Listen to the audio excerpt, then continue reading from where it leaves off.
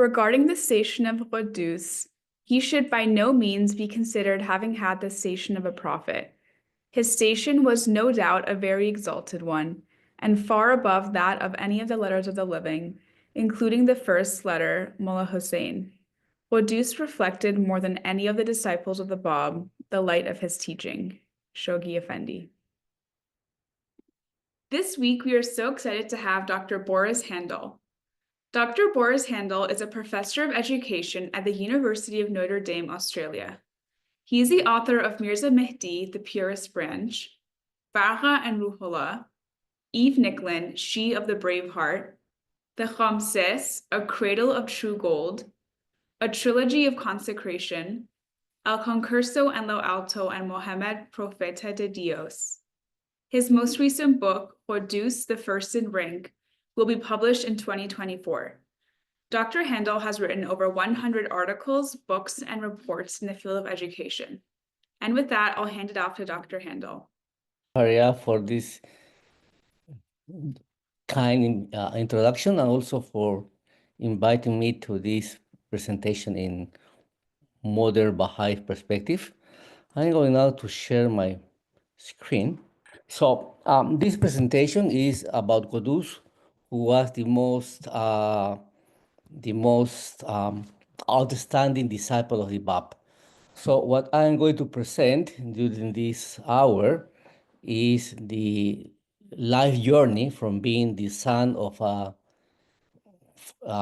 farmer in Iran to becoming the most outstanding disciple of the Bab. This story starts in Persia, which is now called Iran, which is a country located in the western side of Asia, and was the cradle of the great Persian civilization that we have studied in schools. Used to be a big empire, as you can see in the screen, extending from the borders with China to the east, including Egypt, Central Asia, Afghanistan, part of Europe as well. And it was the place where the Zoroastrian religion flourished. And this religion, the Zoroastrian religion, was founded by the Prophet Zoroaster around 900 years before Christ. This civilization has had a great influence on the world development and culture. So one of these, especially in arts and sciences, one of these contributions is in the area of language. So I'm going to show this small video so you get an impression of how the Persian is in our life.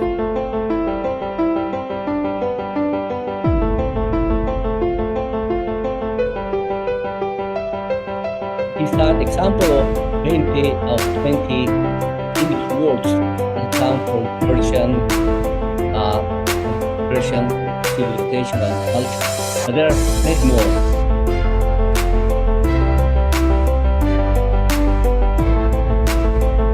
So when we are speaking English, actually we are speaking a lot of Persian language, Farsi.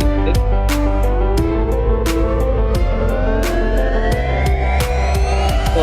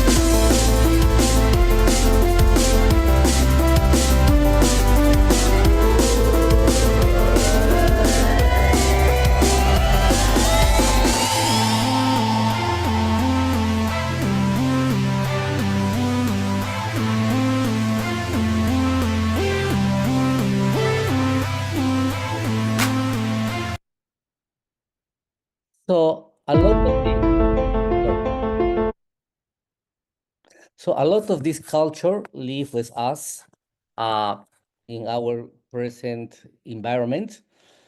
So the purpose of this video was to bring up to date what aspect of this Persian culture is is present in the modern world.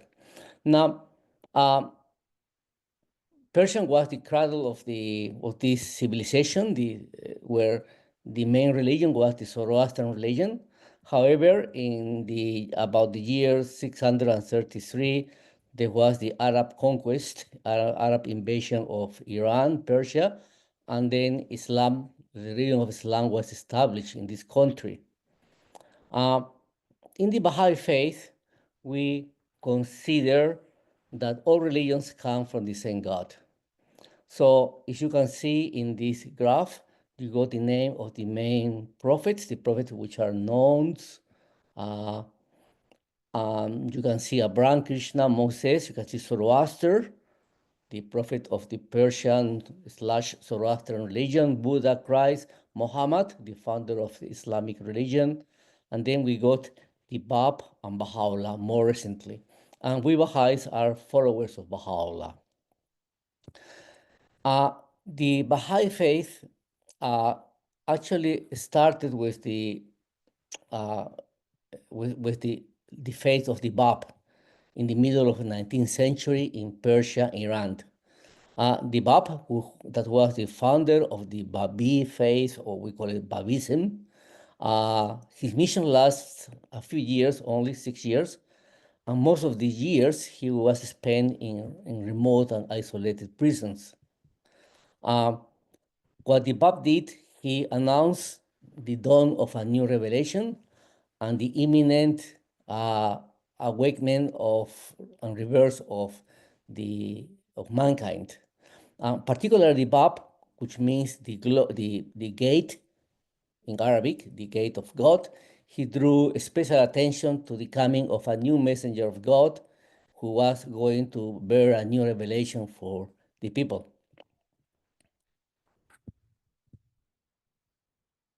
So therefore, in 1863, Baha'u'lláh came forward, and he lived between 1817 and 1892. But in 1863, he proclaimed that he was the promised one, which was announced in all religious books of the past. At the same time, we know that the Bab was martyred in 1850, but after the death of the Bab, Baha'u'lláh was the one who gathered all the remaining Babis and infused a new spirit into the community and proclaimed in 1863 that he was the new manifestation of God, the one also foretold by the Bab. And we Baha'is are followers of Baha'u'lláh. There are three important things about the religion of the Bab, because as we know, Quddús was a follower of the Bab. One of them is that he called himself the gate of God, and he proclaimed to be the long-awaited Qaim, who was the promised one of Islam. Qaim means he who shall arise. And this figure, this messianic figure, was a promised and expected divine messenger in Islam for over 1,000 years. So when the Bab proclaimed that he was the Qaim, there was a lot of religious opposition for this reason. Also, the Bab inaugurated a new independent religion. He broke away from Islam and proclaimed himself to be an independent manifestation of God, and replaced the old ordinances with new ones related to marriage, divorce, prayer, fasting, inheritance, and so on, and personal observances like fasting and so on. So at the same time, the teaching of the Bab caused a lot of controversy, because he taught that the interpretation of prophecies and teachings from previous Baha'i books, from previous holy books, Christianity, Judaism, Islam, Zoroastrianism, these prophecies and these teachings were primarily symbolic rather than literal. So therefore, the Bab challenged these common interpretations, for example, in regard to resurrection, heaven and hell. He said resurrection is the resurrection of the, is not resurrection of the body, it's a recognition of the new manifestation of God. Heaven means proximity to God, hell means being away from God. So these are the three main reasons why there was a lot of opposition, and nearly 10,000 Babis were killed by the Muslim clergy and the Iranian government at that time, that was governed by a Shah. So in this context, then we go to the figure of Quddús.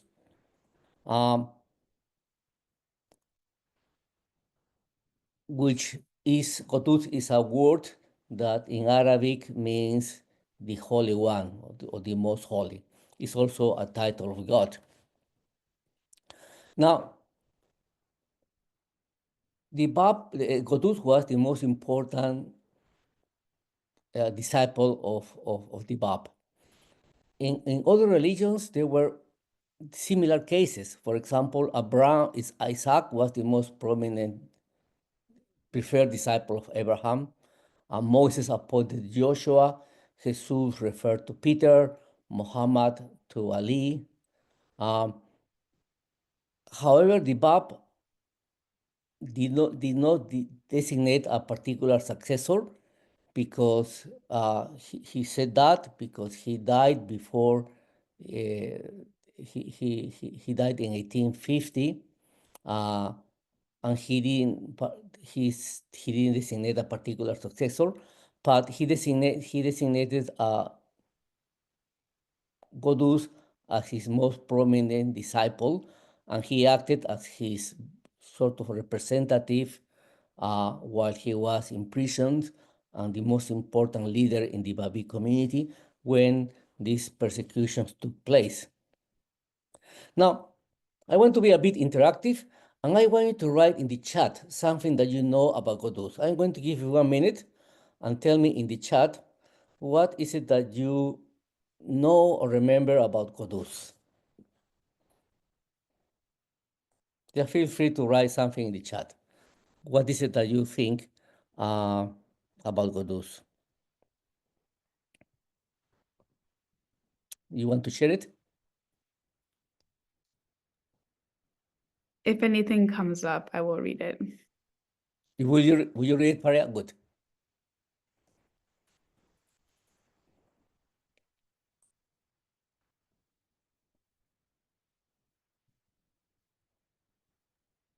So we have that he recognized the Bab from his gait. He was very brave. He was the last letter of the living.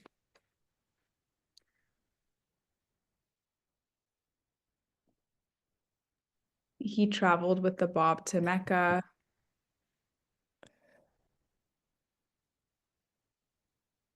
That he was the return of Christ to the Shiite religion.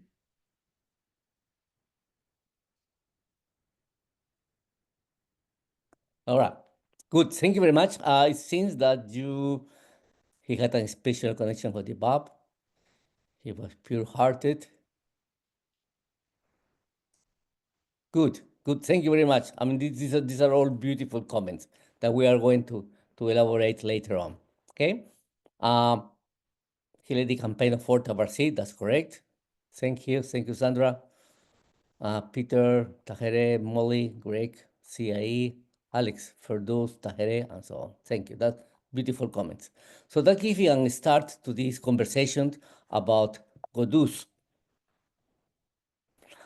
So the figure of Quddús is a bit complex. He can be studied from different angles. As a saint, as a hero, as a seeker, as a promoter of the teaching of the Bab, as an erudite, a scholar, a leader, the prophet companions, as a martyr. So it's a very interesting life to study because of different dimensions that it has. For example, as a promoter of the faith of the Bab, he traveled extensively throughout Iran, promoting the teachings of the Bab. And you can see he traveled everywhere, promoting the teachings of the Bab on foot, on traveling thousands of kilometers. Now, what is important is, when we look at the story of Quddús, is the station that has been given by the Bab, Baha'u'lláh, and Abdul Baha. Indeed, a very high station, a very exalted stations. As Paria said, he's not a manifestation of God. He's not a messenger of God. However, the reference to him are very exalted, very exalted references. For example, the Bab referred to him as the Ismelahul Ahar, means the last name of God, which is a rank second to the Bab, because the Bab is the first name of God, the Ismelahul Aval, and the Quddús compared to the last name of God. And in the Persian Bayan, which is the book written by the Bab, we found that Quddús was the only person who recognized him and performed pilgrimage with him, is the one round whom revolved 8 Bahits. It refers to the time when the Bab and Quddús traveled together to Mecca for pilgrimage. There were about 50,000 pilgrims there, but the Bab says that the only one who performed the pilgrimage correctly was Quddús. Then Baha'u'lláh in the Loge Mohale, he mentioned, he wrote a letter to Mogadasa, one prominent Baha'i, and compare Quddús to Joseph, the Joseph of the Bible. The name of Quddús was Muhammad Ali, and the name of the Bab was Ali Muhammad, the other way around. So the name of the Quddús is a sort of a mirror reflection of the name of the Bab. But in essence, Quddús becomes the mirror of the life of the Bab. He's the mirror of the Bab when he's absent, when he's away, and reflecting, he's the one who reflect most perfectly the teachings of the Bab according to Chogi Effendi. Also, in this famous tablet, Baha'u'lláh, tablet of all food, Baha'u'lláh exalt Quddús with the appellation, sublime appellation of Nokteje Okhra, means the last point. So this term point is a very important, significant term, because Nokte, point, is the term refer only to manifestation of God. So we say the point of the Bayan is the Bab, the point of the Quran is Muhammad, the point of the Gospels is Jesus Christ. So he's raised to this position, although at the same time, he's not a manifestation of God. So also in this book, Sahib, Book of the River, Baha'u'lláh refers to Quddús as the mine, or another translation can be the source or treasure house of the cause of God. So, Quddús is identified by Baha'u'lláh, Abdul Baha, also Shoghi Effendi, as one of the messengers who came accused of imposture, of falsity. And he's identified as one of these 3 messengers along with the Bab and Baha'u'lláh. Also in the New Testament, in the book of Revelation, Quddús is singled out as one of the 2 witnesses into whom, before the second woe is past, the Spirit of life must enter. So it's also mentioned in the New Testament. So it's mentioned in the Old Testament, in the New Testament, in the Quran. So according to Abdul Baha, Quddús was in firmness and constancy superior to all. And the guardian Chogi Effendi referred to him as the revered Quddús. And the Bab stated that God himself has taken pride in Quddús by virtue of his absolute detachment and for his being wholly devoted to the will of God. So there are so many references, you will probably find them in the book, referring to this exalted position of Quddús, at the same time, he not being a manifestation of God. So this slide is about how the life of Quddús starts. It's in the city of Babol, used to be called Balfurush, in the northern part of Iran, next to the Caspian Sea. He was born about 1822, but we don't know exactly which year he was born. Probably could be 1 year earlier, 1 year late. But he was almost the same age as the Babs, according to some sources, or very close to the age of the Bab. This is the house where he used to live in Babul. This is, of course, a picture taken 150 years ago, but it was in the outskirts of the city, next to the jungle, to the farms. His father was a rice farmer, illiterate, and the house next to a river in a very tropical environment. This is another house. You can see how rural these environments were. So he lived in that city, but at the age of 12, he was sent to study in another city, the city of Sari, to what we call it, what represent probably sort of high school education. Because at the age of 12 years, usually the boys went when those who could, because the literacy rate in this country was very high, went to get some sort of education, which was mostly religious education. So he studied a few years in this city, and later he went to study in the city of Mashhad at the seminar of Mirza Jafar, which is a very prestigious center of Islamic theology, where only few students could access to, mostly through scholarships.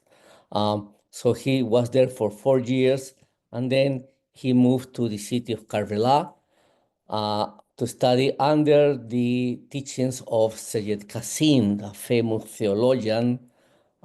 He was the founder, he was one of the exponents of the school of Shaykhism, a very innovative type of theology. And in this city, he studied 4 years as well. And actually, the students who went to study with him were really chosen well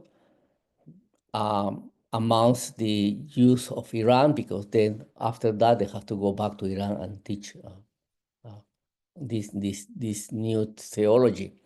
So very few were handpicked for this position. So he studied there until the end of 1843, about before Sayyid Qasim died at the end of 1843. And one of the teachings of this Sayyid Qasim was about the Promised One, the coming of the Promised One. And he said before his death that when he died, all his disciples should spread throughout the world and go and look for the Promised One. The Promised One was living, but they have to start looking for him and travel and so on. So a few months after the death of Sayyid Qasim, Quddús went back to his town to be with his family. Probably he didn't see his family for 12 years since he left as a boy. And he stayed only a few months with his family in the city of Babul, because he said, probably as an excuse, that I want to go to pilgrimage to Mecca. Going to pilgrimage to Mecca is a obligation of all Muslim believers, male Muslim believers. That was about March 1843. But actually, pilgrimage section started in December, so he was very early. But and but there was probably an excuse to get out of his city and start looking for the promised one. So he didn't go to Mecca, but on the way he passed through the city of Shiraz. That was about June 1844. This is an old picture of the entrance to the city of Shiraz.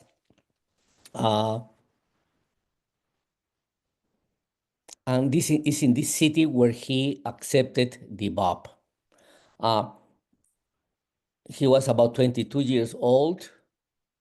22 years old. There were 18 first believers in the Bab, 18 first believers that accepted the Bab in this city during June 1844.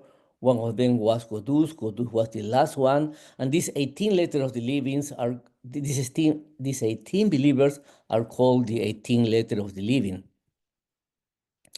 This station of the letter of the living is very exalted, Baha'u'lláh said, is 10,000 times more glorious than any which the apostles of all have attained. So how this conversion took place? Mullah Hussein had already accepted the faith of the Bab. He was the first to accept the faith of the Bab. And one night, the Bab said the following. He said, 17 letters have thus far enlisted under the standards of the faith of God. There remains one more to complete the number. This letter of the living shall arise to proclaim my cause and to establish my faith. Tomorrow night, the remaining letter, means Quddús, will arrive and will complete the number of my chosen disciples. So the next day, the Bab was walking on the street, and this was what happened. Can anyone read? Paria, can you read this paragraph, please? This slide. Thank you. Yes. The next day, in the evening hour, as the Bab, followed by Mullah Hussein, was returning to his home, a youth disheveled and travel-stained appeared.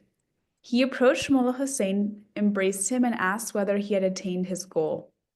Mullah Hussein tried to calm his agitation and advised him to rest for the moment, promising that he would subsequently enlighten him.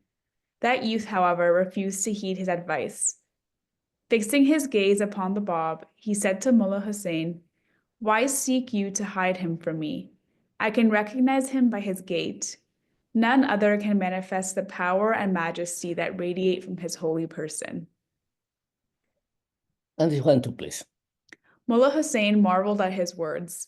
He pleaded to be excused, however, and induced him to restrain his feelings until he could acquaint him with the truth. Leaving him, he hastened to join the Bab and informed him of his conversation with that youth. This one too, please. Marvel not, observed the Bab, at his strange behavior. We have in the world of the spirit been communing with that youth. We know him already. We indeed awaited his coming. Go to him and summon him forthwith to our presence. Thank you, Paria. You read very well. And this one too. The last, but in rank the first, of these letters of the living to be inscribed on the preserved tablet was the erudite, the 22-year-old Quddús, a direct descendant of the Imam Hassan and the most esteemed disciple of Sayyid Kazim. Thank you, Paria. Much appreciated. So, when these 18 first believers accepted the faith of the Bab, he sent them all to spread their faith to the native provinces. However, he chose Quddús to go along with him to pilgrimage to the city of Mecca. And that trip took place between October 1845 and May 1846. The purpose of this trip was very significant. On one side, it was about the Bab proclaiming his message at the heart of the Islamic world, which was the Mecca. to the Sharif of the Mecca, the most important religious authority there. And on the other side was the fulfillment of a prophecy that the Qaim will come up in the city of Mecca. This travel was very difficult. The ships were very precarious. This probably is the closer we can see that they look on the time of the navigation. Some of the comments that the Bab says is that they have no water, they have to contend with sweet lemons. Remember, they have to stop in every single port to get food and water. And there was a lot of hate among the pilgrims. The weather was very stormy with wind gusts, high temperatures. There was no cleanliness about these small boats, and the Bab was harassed verbally and physically during this trip. Finally, they get to the city of Mecca, when the Bab performed the pilgrimage and where he proclaimed his missions to the Islamic world. In the middle of this Mecca, you can see the Kaaba. It's a small building which, according to the Muslim tradition, was built by the Prophet Abraham. So it was an important center of pilgrimage as well. So when they come back to Iran after this long trip, the Bab said to Quddús, predicted that there will be no meetings except in the kingdom of God, in the presence of the King of Glory, on the shores of the great beyond, in the realm of immortality. So he was referring to the Bab's martyrdom and also to Quddús' martyrdom, what was going to happen in the future. At the same time, the Bab sent Quddús to the city of Kerman in the summer of 1845 to talk to a person called Karim Khan Hermani. This person was claiming to be the successor of Sayyid Qasim, the Sayyid Qasim that we talked before. Sayyid Qasim said clearly that he didn't have any successor, but he trying to get leadership. He claimed himself that he was the representative of the teaching of the Sayyid Qasim, and he was denying the Bab. So he was a very knowledgeable, apparently known as a scholar. He wrote about 30 books and so on. And therefore, the Bab chose Quddús as his own representative. This young Quddús, probably was 22, 23, who has become very knowledgeable. Because remember, Quddús studied for 12, 13 years in the top religious theological seminars of Iran and Iraq. And for the reason he became so knowledgeable that people claim he was like a Mujtahid, the rank which is now called Ayatollah. So he was a great scholar. He was a gifted child, gifted person. So he tried to convince Karim Hermani about how delusional he was. But he didn't want to accept the Bab. And he was really opposed to the Babis later on. After visiting Kerman, the Quddús returns to his city, Babol, north of Iran. But on his way, he passes through Tehran, where he met Baha'u'lláh. Paria, would you mind to read this section? Mírzá Musa, the brother of Baha'u'lláh, commented on Quddús. The charm of his person, his extreme affability, combined with the dignity of bearing, appealed to even the most careless observer. Whoever was intimately associated with him was seized with an insatiable admiration for the charm of that youth. We watched him one day perform his ablutions and were struck by the gracefulness which distinguished him from the rest of the worshippers in the performance of so ordinary a rite. He seemed in our eyes to be the very incarnation of purity and grace. Thank you. So therefore, he returned to his city of Babol, north of Iran. Here we are going to have let's go back to Mullah Hussein, who was the first disciple of the Bab. At that time, the Bab was imprisoned in the castle of Maku in the north of Iran. That was the picture of the prison. Mullah Hussein went to see him, went on pilgrimage to see the Bab about March 1848. In this visit, the Bab told to Mullah Hussein to go to Mazandaran, which is where Quddús used to live, and said, on your way to Tehran, you should visit the believers in every town and village through which you pass. From Tehran, you should proceed to Mazandaran, for there lies a hidden treasure, which shall be revealed to you, a treasure which will unveil to your eyes the character of the task you are destined to perform. So he didn't tell, Bab didn't tell Mullah Hussein what was this hidden treasure, and he didn't give him further instructions except go to Mazandaran, and then from Mazandaran you will be told what to do. So Quddús went to Mazandaran, and he met Quddús. At that time, the believers thought that Mullah Hussein was the most outstanding believer of the faith of the Bab. So they look at Mullah Hussein with so much reverence and respect. He was a great traveler, but they saw that Mullah Hussein was the most represented, the most important disciple in the faith of the Bab. Paria, would you like to read this? So therefore, but before the Mullah Hussein met Quddús in that city with all the believers. There was a meeting with all the believers, and that they went to see Quddús. And then when they left, Quddús and Mullah Hussein stay alone. And that is what happens when when Mullah Hussein recognized that Quddús is the most outstanding disciple of the Bab. Please, Paria.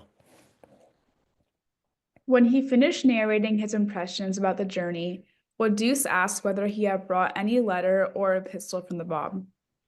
At Mullah Hussein's negative response, Quddús handed him a manuscript and asked him to read it.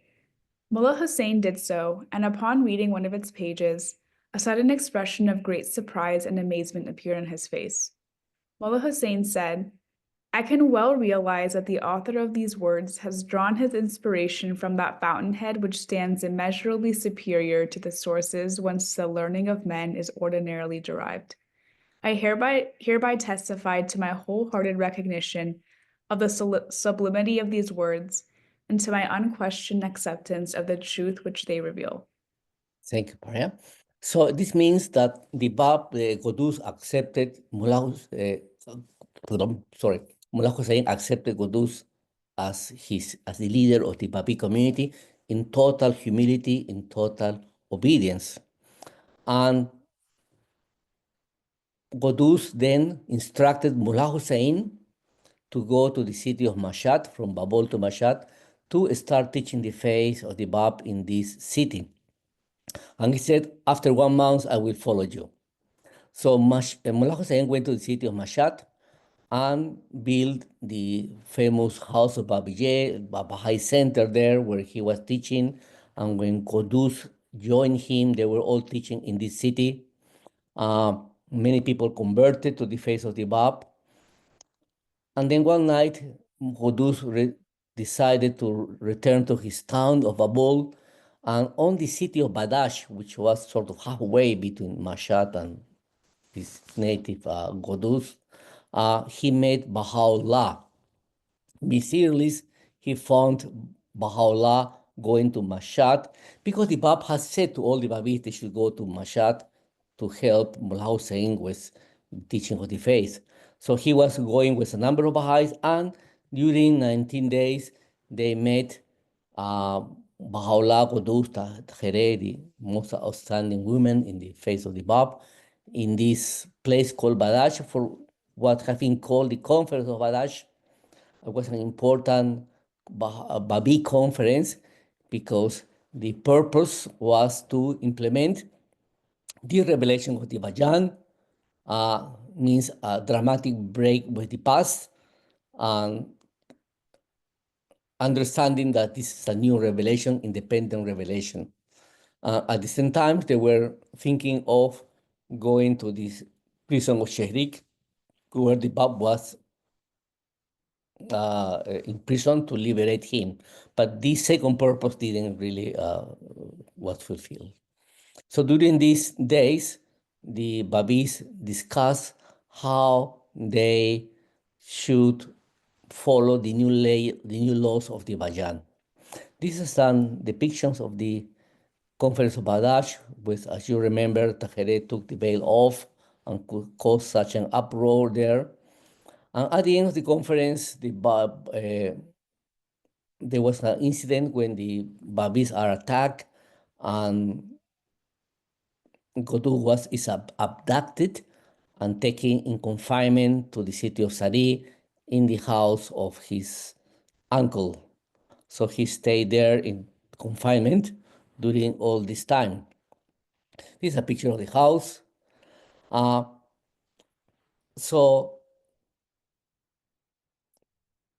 Quddús, at that time, he was north of Iran and near Babul, his native city, and Mullah Hussein was on the western side in Mashhad. So then it comes instruction from the Bab that he said you should go to Quddús and go and help Quddús in Mashhad. So therefore, on July 21st, 1848, Mullah Hussein with 202 Babis departed from Mashhad. They go to Babul, and on foot they travel about 83 days, 800 kilometers through Iran. It's a long trip, actually. 202 Babis to help Quddús. When they arrive to Babul, they are attacked by the local people. And there's an incident. They stay in this caravanserai. A number of Babis are killed there. And there's a big uproar in the city. The authorities came, and then they negotiate that the Babis will leave the towns. They are going to be free passage to go anywhere they want in Iran. So they're invited to leave. Mullah Hussein said, I don't want to cause any problem. We are going out. But when they are leaving under escort from the government, they are attacked by the same escort, and then they have to take refuge in a sort of old shrine that was in the middle of the jungle. This was the jungle forest, tropical rainforest there. It was a sort of abandoned shrine called the Shrine of Sheikh Tabarsi. And they have to take refuge as protection. And that time they only have 5 horses and 7 muskets, these old muskets, all what they have for protection there. But the local clergy of Babol, the Muslim clergy and some opponents, they write to the Shah saying that there are insurgents, that they want to take the government, and they are against religion. So therefore, the Shah, who was very young at that time, he was a new Shah, 19 years old around, he write an edict, and the edict still exists, that say that these Babis should be totally exterminated. And that's why armies are sent to defeat them, and to show you how difficult was the environment. I got this small video.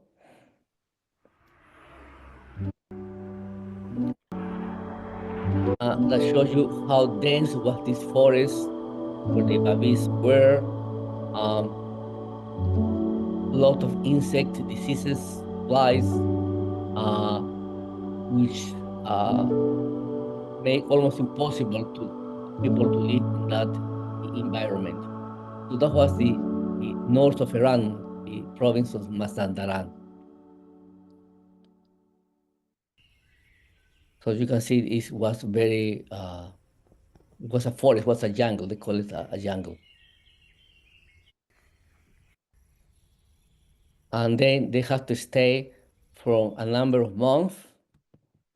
They have to stay a number of months in this shrine from October 1848 to May 1949, under the attack of the local people who were fanatics. They called these Babis infidels and so on. So they built around this old shrine, they built a number of fortifications like these towers, walls made of branches of trees, and each of these branches, these towers were given to a Babis of a certain community to protect the fort. Also during the siege of Tabarsi, Quddús wrote his famous commentary on the Surah of Samad, which comprised about 500 verses replete with wisdom and good style, and which were read during the siege to alleviate the companions' suffering. Unfortunately, the writings of Quddús has been lost, and we don't have a copy of this beautiful treatise. Also, in 2nd February, the Bahá'í were attacked, and the Mullah Hussein was shot dead on the 2nd of February 1849 in this tree, while some commander was hiding behind the tree, and Mullah Hussein's horse his feet was entangled to the tree, and then he was shot. Mullah Hussein was shot dead there. And here you got a picture. A depiction is a fictional depiction by Evan Lloyd of the Sheikh Tabarsi. You can see the Babis, different white, different turbans, different colors, and in the middle you can see the Tala River. It's a big river passing through that area, and some of these encounters happen along this river of Tala River. These are some relics that are kept in the World Center. You can see the sword of Mullah Hussein, the ring of Quddús, one cannonball, real cannonball that took place during the battles. This is another picture of the Mullah Hussein's well, the Sheikh Tabarsi well, because during the siege they were not allowed, they were totally blocked. They couldn't have food from outside, water, so they dug their own well to get water for to survive. Now, during these months from October 1848 to May 1899, there were about 8 battles, which are described in chapter 24 of the book. There were about chapter 14 of the book. That's the visit of Baha'u'lláh, then the arrival of Quddús. A regional army is formed to attack the Babis. Then the second battle in December 1848. Then an imperial army comes, formed by 2 armies, two regiments from the city with heavy artillery. Then in the 3rd battle, Quddús is injured in January 1849. In the 4th battle, Mullah Hussein dies. In the 5th battle, the Babis repel an attack and they are triumphant.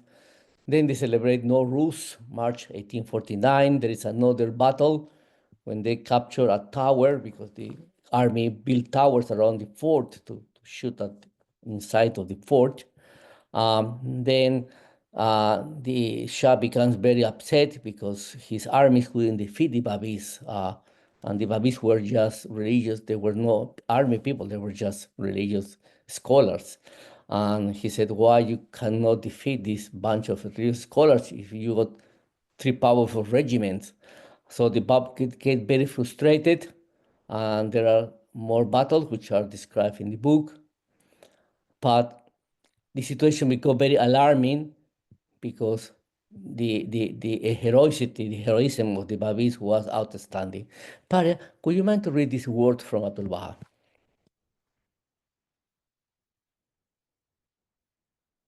Think, for example, how the enemy had completely hemmed in the fort, and we were endlessly pouring in cannonballs from their siege guns. The believers, among them Ismola, went 18 days without food. They lived on the leather of their shoes. This too was soon consumed, and they had nothing left but water. They drank a mouthful every morning and lay famished and exhausted in their fort. When attacked, however, they would instantly spring to their feet and manifest in the face of the enemy a magnificent courage and astonishing resistance, and drive the army back from their walls. The hunger lasted 18 days. It was a terrible ordeal. To begin with, they were far from home, surrounded and cut off by the foe. Again, they were starving. And then there were the army's sudden onslaughts and the bombshells raining down and bursting in the heart of the fort. Under such circumstances, to maintain an unwavering faith and patience is extremely difficult, and to endure such dire afflictions a rare phenomenon. And this one too, Paria. On Wednesday, May 9th, in the morning, the prince asked Quddús to send 2 representatives to his camp to negotiate a process for resolving the standoff. The prince presented to these 2 believers his desire to reach a friendly agreement to terminate the fighting and to avoid more bloodshed. The prince wrote in a copy of the Quran an oath in which he begged everyone to leave the fort, assuring them that at all times they would be under the protection of his government, which had every intention of peacefully ending this fruitless confrontation, and that he wanted them to return home in peace. On Wednesday, May 9th, in the morning, the prince asked Quddús to send 2 representatives to his camp to negotiate a process for resolving the standoff. The prince presented to these 2 believers his desire to reach a friendly agreement to terminate the fighting and to avoid more bloodshed. The prince wrote in a copy of the Quran an oath in which he begged everyone to leave the fort, assuring them that at all times they would be under the protection of his government.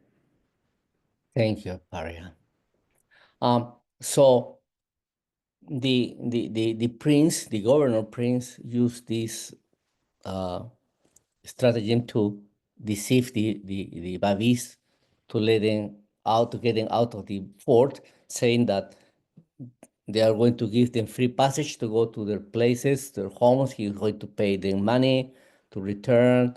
As with the religious dispute, he will arrange conversation, dialogues, but it was just a plan to get them out and kill them.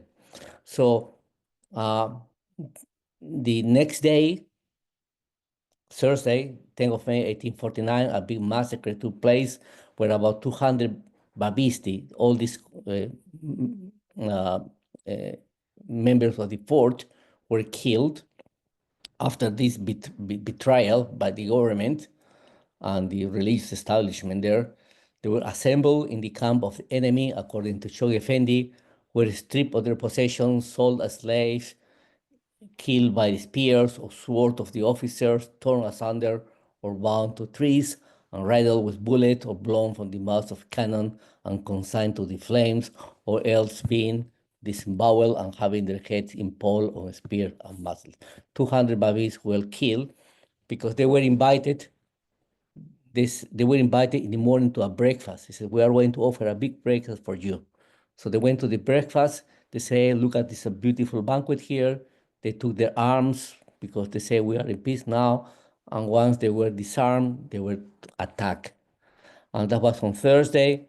On Friday, Quddús was taken with other seven survivors to the city of Babul, which 1 day away, on a mule. and he was arrested in the house of the governor, which is in the middle of an island in the city of Babol. And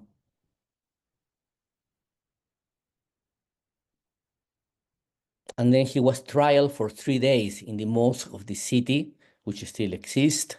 The prince wanted to take Quddús to Tehran, to the capital, for as a trophy, a war.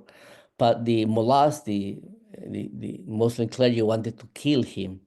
So at the end, it all was resolved when the prince was bribed with 4,000 2 month pieces of money, and he surrendered Quddús to this Muslim clergy. The Quddús was taken to the Sabse Maidan, the public square, to be executed on 16th of May, 1849, when she was about around 27 years old. He was chained, barefoot, stripped of his clothes.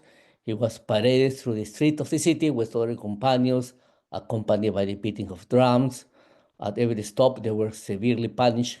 The green turban that the Bab had given him was torn off and smeared with mud. Would you mind to read this, please? As he reached the market square, the completely exacerbated and brutal crowd rushed upon him with their axes and knives. They made holes in his body and mutilated him with their hands, throwing his torn limbs into the fire. In the midst of the painful and intense agony, he was heard saying, "Forgive, O my God, the trespasses of this people. Deal with them in thy mercy, for they know not what we have already discovered and cherish. I have striven to show them the path that leads to their salvation. Behold how they have risen to overwhelm and kill me. Show them, O God, the way of truth, and turn their ignorance into faith." Thank you. Referring to the brutality of Quddús martyrdom, Baha'u'lláh assured his followers that not even Jesus has faced such cruelty in the hour of his greatest agony. This is a depiction of the martyrdom of Quddús, of course, fictional. Would you mind to read this paragraph, please? To one who had betrayed him during the siege of the fort and who was mocking the tortures, he replied, "May God reward you for your action, since by doing so you have helped to increase the measure of my afflictions." Near the place of his martyrdom, he said, "I wish my mother were with me and could see with her own eyes the splendor of my wedding." During that macabre night, a priest who admired Quddús sent a few people to collect the charred remains and put them in a safe place, burying them in a nearby place. So therefore, this reference to Quddús is because his parents, also his mother, stepmother, and father, always wanted him to get married, but he said his marriage, his wedding, will take place in the public square with all the local people around him. But actually, he was referring to his martyrdom. So they took his head off of Quddús with axes, attacked with axes, and then they cut his body in pieces. But amazingly, the body didn't bleed. There was no bleeding. And the people were superstitious. They were ignorant, superstitious. They went to the priest and said, to the Muslim priest and said, something's happening. Probably we did something wrong. So therefore, this mullah, this clergy said, no, go back and burn it. So they went back to the public square, tried to burn it with nafta and ice, with rice stalks. And there was fire, but the fire didn't burn the body. So therefore, they went back to the priest and said, probably you were wrong. Probably you were wrong, it's a punishment from God. And he said, no, get whatever you have and throw it to a lake in the outside of the city. So they took the pieces, the remaining pieces, and one famous priest named was Shariat Madar, a kind priest, a nice priest. He went and collect the remains and bury in this seminar, it's a sort of abandoned seminar at that time, and bury them. And then this seminar became a public school later on, which was bought by the Baha'is. And the picture that you see here is when this shrine of the Quddús was confiscated in 2004 and demolished. And that's the story of the shrine. Now, going back to the main story of Quddús, we also know that the Bab became very sad. He stopped writing and dictating for 6 months. For 9 days, he didn't receive any follower in his prison. Not even his secretary. He didn't want to eat and drink. And he asked, please don't bring me any more sad news. And Abdul-Baha parallel Quddús and Bab martyrdom also to the martyrdom of Jesus Christ. Because he said the Bab was the sun of reality and Quddús was the moon of guidance. And this final slide is from the tablet of visitation to the grave of Quddús, revealed by the Bab. He said, the Bab says that in all of God's creations, there is no water, there is no drop of water so beloved in his sight than those who are being shed in remembrance of their suffering of Quddús, or sitting down in the contemplation of thy trials of Quddús. This has been thank you very much, friends. This has been a summary of the book. The book is 600 pages, so summarize the book in 1 hour is extremely difficult. I hope I did a good job. Thank you, Paria, for the readings. If you want to get the book, you just go to Amazon, onto the North American bookstore online, where you can get it from. Thank you very much. I'm happy to answer any questions. Thank you so much for your talk. That was really great. And so now we have time for a few questions. If you have any questions, please write them in the chat and I will read them aloud. Someone is asking if Quddús's resting place is known to Baha'is. Yeah.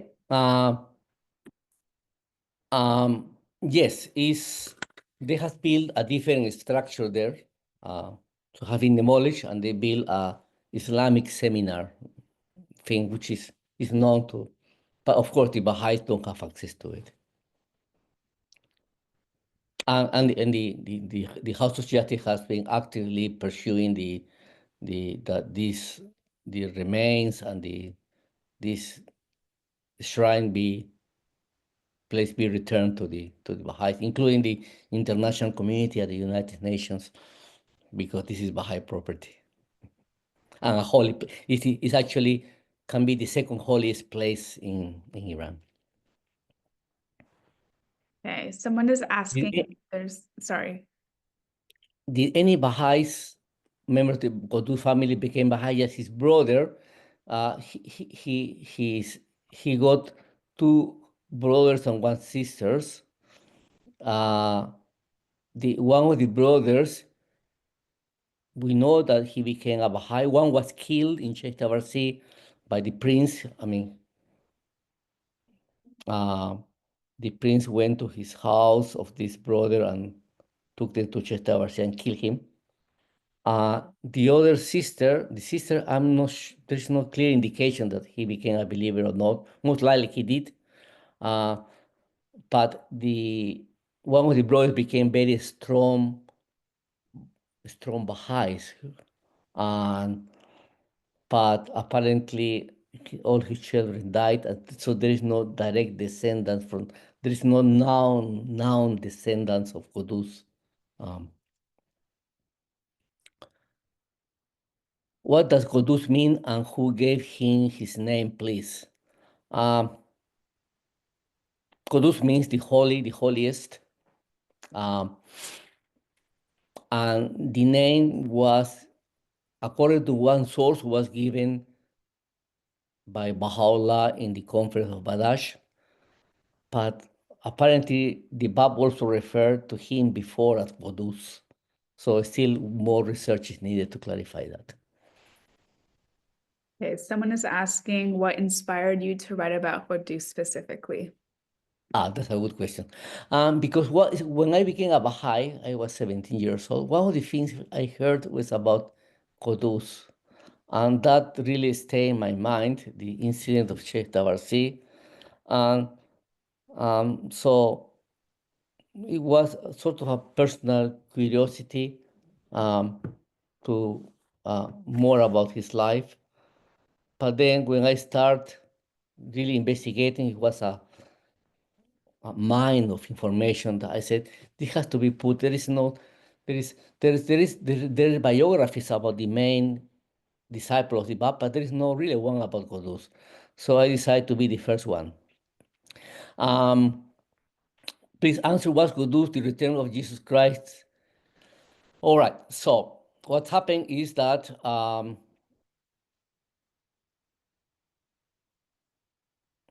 yes, there is no clear indication in the Baha'i writings that Quddús is the return of Jesus Christ. So there is nothing really written. But according to the Shia traditions, the Gaim will come accompanied by Jesus Christ. First of all, become Jesus Christ, and then the Gaim. So the Gaim is Bab, so it's assumed that Quddús represent the coming of Jesus Christ. But this is also, it's only a religious tradition. I mean, there is no way to assert this from a Baha'i point of view. Do we know what happened to the remains of Mullah Hussein? They are buried inside the shrine. Okay, they were buried inside the shrine. Were there any particular challenging aspect of Quddús history to research? Oh, it's a big questions. Yeah, what is really intriguing is that there's the words that Baha'u'lláh, Abdul Baha refer to Quddús are really exalted. Okay. Even during Baha'u'llah's life, he always remembered Quddús. He was very fond of Quddús. And still, the Bab is not Quddús is not a manifestation of God.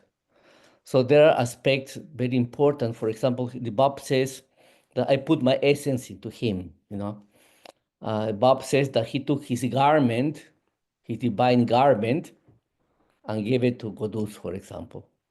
And then he moved from being the Qaim to be the Nocte, the point, the station of the manifestation of God. So there are things that they need more elaboration, more research, but I think what the stand is this exalted station that Quddús have in the writings.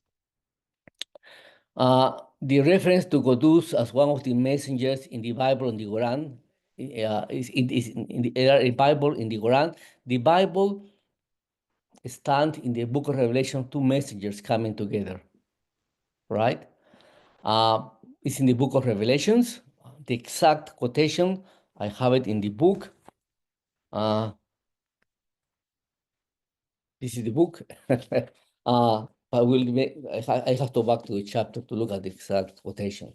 And also in the Quran, it's mentioned in which part of the Quran is, and there are about 2 pages explaining this association between these 3 messengers mentioned in the Quran, and explain that they are referred to Bab, Baha'u'lláh, and Quddús. They are put in that same space.